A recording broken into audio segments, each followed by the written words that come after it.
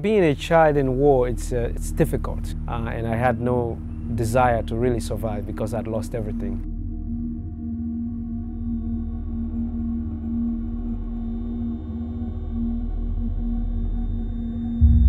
My name is Ishmael Beah. I am an author and I'm also a human rights activist. By age 13, I had been recruited into the army and I was fighting as a soldier. When the war finally came to my part of the country, I was 12 years old and I started running from it. I lost everything, my immediate family was killed in the war, so my mother, father and two brothers. You learned to function in madness very quickly. You have to adapt to your situation in order to survive. And often you're exposed to extreme levels of violence that you've never even heard of. There was a lot of hardship. We had lots of arms and ammunition, but no food, no medicine, and lots of drugs. But also when you've lost family and everything, you quickly learn to belong to this group. But to belong to this new group required violence. Violence became the way to show loyalty.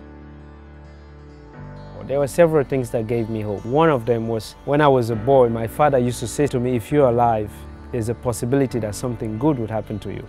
That if none of those possibilities exist in your life anymore, you will die. And while we had gone on one of these missions, there were a few people who showed up. And I vividly remember them wearing this thing that says UNICEF on it and the logo of this person with this baby. And I remember thinking to myself the first time that maybe they're like a new mercenary group that we're gonna collaborate with, because I never heard of UNICEF. So they had some talk with the commander, and then at some point they lined everybody up, and then they would disarm us and they took my weapon. I was not happy. I was actually very upset because I knew what that meant, not to have a weapon in the context that I was in. And then they put us in this vehicle and said we're going to recover from the war and become a child again.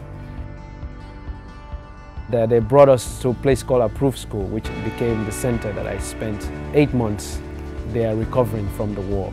It's because of that intervention that took me out of that situation and made other things possible.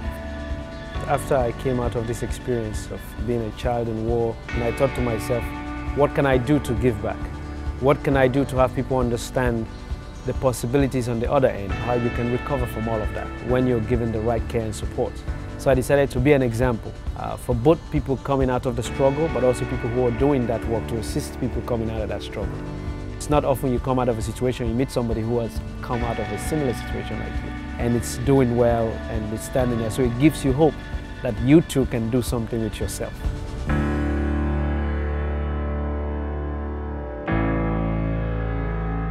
For every child, hope